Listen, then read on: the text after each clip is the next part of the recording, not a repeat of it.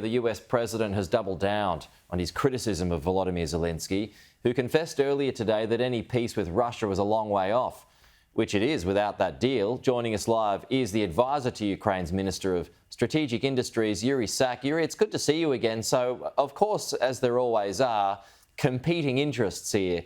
And as I mentioned, I suppose an end to the war wouldn't be far off if Zelensky just signed that minerals deal. So how do you feel about it? Is this more pressure from the president to just do that deal and get it done?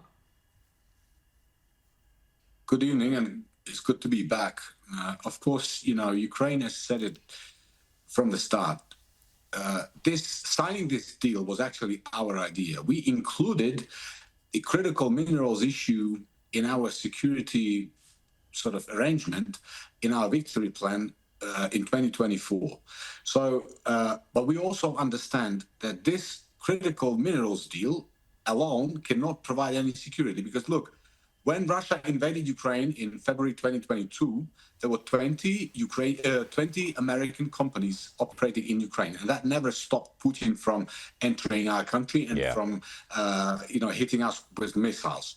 So even if that deal was signed, I mean, that's a very interesting point. If it was signed on Friday, we don't see any signs from Russia that they are prepared for ceasefire or any kind of peace deal, because what we see is, again, more missiles, more drones, and more claims that they will not give up on their original objectives, which, of course, are unacceptable to anybody. Yeah, look, I think that's fair enough. Look, from where I'm standing, I think that's reasonable. So what would be a security guarantee that would get you to sign that deal? We actually have very clear understanding of what needs to be secured as part of these guarantees. So, for example, number one, we need to protect our skies from Russian missiles and drones. Now, for this, we need, first of all, of course, we need the support of our allies in terms of more air defense systems, such as Patriots. And of course, Patriots are a very important issue because only the US is producing missiles for this system, right? And only Patriot system is capable of shooting down ballistic missiles. So that's a very important one. Second issue is, for example, our allies could use their air forces to protect our skies as well in some parts of Ukraine, like, for example, in the south where Odessa city is, or western Ukraine.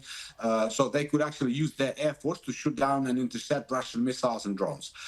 Third issue is the Black Sea region. Now, if we sign any kind of investment deal, like the critical minerals one, of course, it will be important to have clear access through the Black Sea. So security of the Black Sea region is also key priority. Okay. And of course, military contingent on the ground, whether it will be European forces or European and other forces, but they have to be there. Okay, so yeah, that's a key line there, that last bit that you said there. I mean, because I was going to ask, shouldn't all of this be Europe's problem and not America's problem? For the last 70 years, we have lived in a world which was preserved from chaos and madness thanks to the transatlantic unity between the United States of America, between European countries like Japan, like Australia, and all those other key players on the international arena. So, the war happens in Ukraine, yes, but we are trying to stave off a tyranny from expanding further west. Now, I'm not sure if it will be in the national interest of the United States of America if something bigger than what is happening now in Ukraine will flare up across Europe. Moreover, we are confident that it won't be in their interest. So we hope that, the emotions will subside, the pragmatism will kick in, and we will restart this process. We will pick up where we left off and we will move forward. So when some in Washington have openly said that Zelensky needs to resign, do you think that's likely at all? We are paying a very high price for our sovereignty right now. We are giving our lives to defend our democracy and our freedom, and only Ukrainian people can decide when our presidents will resign or they will not resign. No other country in the world will ever have that right. So do you to wrap things up, and we're just going to turn our attention back to this White House meeting that we all saw last week, and do you back what Zelensky did, or do you think he misbehaved at all by taking Trump and Vance on in the Oval Office? What happened in the Oval Office was, of course, very unexpected for us, and it's a pity that it happened the way it did.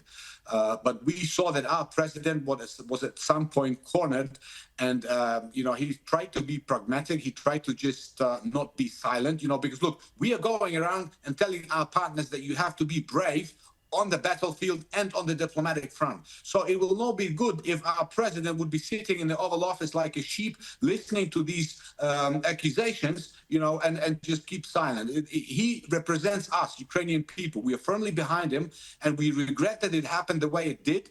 I mean, it should have probably not happened in front of the cameras and all, but at the same time, our president stands for our interests. He has mandate from us. It's not up to him to be humiliated and take these accusations without response. Yeah. Hey, Yuriy, good to talk to you as always. Thank you.